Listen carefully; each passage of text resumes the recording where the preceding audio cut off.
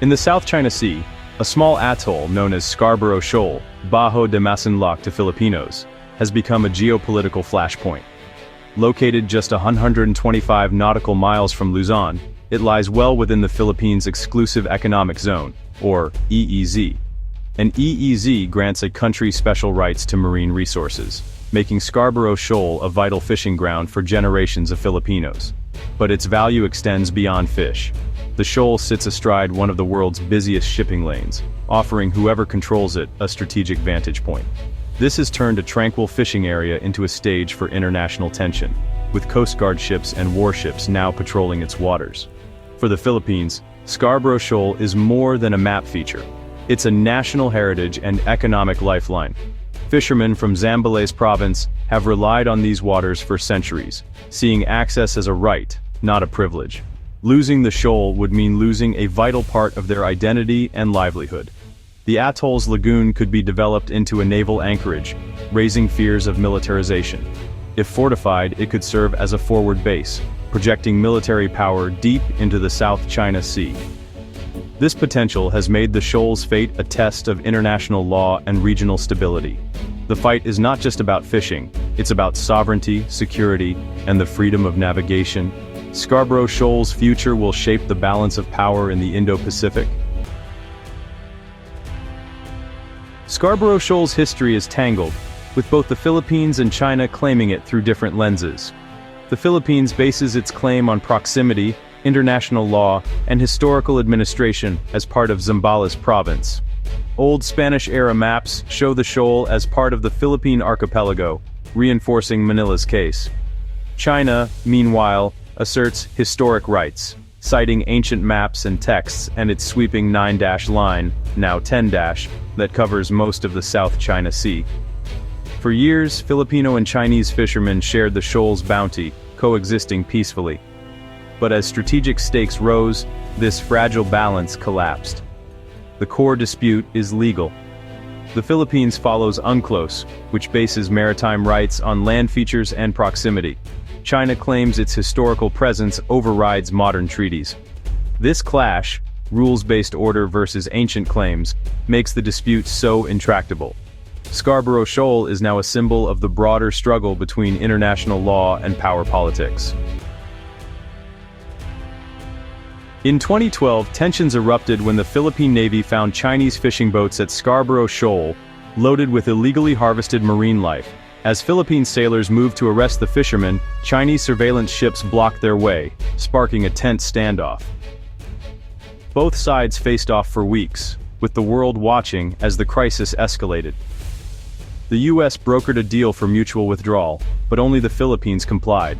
China stayed, seizing control of the atoll. Chinese ships established a blockade, shutting out Filipino fishermen and asserting de facto control. This marked a turning point. China's cabbage strategy, surrounding features with layers of ships, became clear. The loss of Scarborough Shoal was a blow to Philippine sovereignty and a warning to the region. Since then, China has maintained its grip, transforming a shared fishing ground into a permanent flashpoint. The 2012 standoff set the stage for future confrontations in the South China Sea. It showed that control could be lost not with gunfire, but with relentless pressure and broken promises. The Philippines' resolve at Scarborough Shoal is shaped by the painful lesson of Mischief Reef. In 1995, China built fishermen's shelters on Mischief Reef, deep within the Philippine EEZ. Despite Manila's protests, China expanded these structures, eventually transforming the reef into a sprawling military base. By 2014, dredgers had created an artificial island with a runway, radar, and missile shelters. What began as harmless huts became a fortress, shifting the region's balance of power. The Philippines' failure to act early at Mischief Reef haunts its leaders today. Now, any sign of Chinese construction at Scarborough Shoal is met with alarm.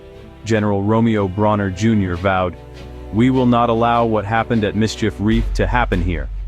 The pattern is clear. Small steps, then rapid militarization. The Philippines is determined not to let history repeat itself at Scarborough Shoal. After losing Scarborough Shoal, the Philippines turned to international law. filing a case against China at The Hague in 2013. The tribunal didn't decide ownership, but clarified maritime rights and the legality of China's 9-dash line. In 2016, the court ruled overwhelmingly for the Philippines. China's historic rights claim had no legal basis. The ruling affirmed the Philippines' EEZ and declared China's blockade of Scarborough Shoal unlawful. The tribunal recognized the shoal as a traditional fishing ground for all, and condemned China's interference. This was a landmark legal and moral victory for Manila, galvanizing international support. China, however, rejected the ruling outright, and has ignored it ever since. Still, the decision isolated Beijing diplomatically and strengthened the Philippines' global position. Major powers have called on China to respect the ruling, reinforcing the rules-based order. The Hague verdict remains a powerful tool in Manila's ongoing fight for its rights. In 2025, China escalated its campaign at Scarborough Shoal with a new tactic, declaring it a national nature reserve. Citing environmental protection, Beijing claimed it was preserving marine life, but Manila saw it as a pretext for occupation.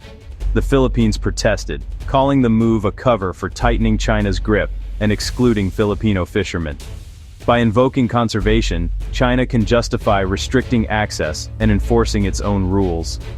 Simultaneously, China ramped up military pressure, staging major drills with bombers, fighter jets, and warships at the shoal. The message was clear: China is ready to use both soft and hard power to cement its control. This dual strategy, greenwashing and intimidation, poses a complex challenge for the Philippines. The Nature Reserve Plan appeals to global environmental concerns, while military shows of force deter resistance. China is building a framework for permanent administration, moving beyond blockades to de facto sovereignty. The stakes at Scarborough Shoal have never been higher. In 2025, tensions at Scarborough Shoal turned violent. Chinese forces aggressively intercepted Philippine vessels, injuring sailors and escalating the risk of open conflict. Incidents included collisions between warships, dangerous aerial interceptions, and repeated use of high-pressure water cannons against Filipino crews. These tactics are designed to intimidate, damage, and wear down Philippine resolve without firing a shot. The waters around the shoal have become a battleground of harassment and coercion. China's goal: make it too dangerous for the Philippines to operate, creating a de facto no-go zone. Each encounter sends a message: China will use force to maintain its occupation. For Filipino sailors, every mission is a test of courage and national will. These are not isolated incidents, but part of a calculated campaign to force Manila out. The struggle for Scarborough Shoal is now fought ship by ship, day by day. The Philippines has responded with a multi-pronged defense. Manila files diplomatic protests for every Chinese provocation, keeping global attention on the dispute. On the water, the government's Kadiwa initiative escorts Filipino fishermen to their traditional grounds, asserting sovereignty and ensuring livelihoods. Each successful mission is a small victory against China's blockade. Recognizing the military imbalance, the Philippines is strengthening alliances, expanding joint exercises with the US, Japan, Australia, and others. This network of partners sends a clear signal: Manila is not alone. The strategy combines diplomacy, direct action, and collective security. The Philippines leverages law, resilience, and alliances to defend its interests. The message to Beijing: the Philippines will not be pushed out of its own waters. It will use every tool to protect its sovereignty and people. The Scarborough Shoal standoff is more than a territorial dispute. It's a defining test for the Philippines and the rules-based order. Having learned from Mischief Reef, the Philippines is drawing a line in the sea, vowing not to let history repeat.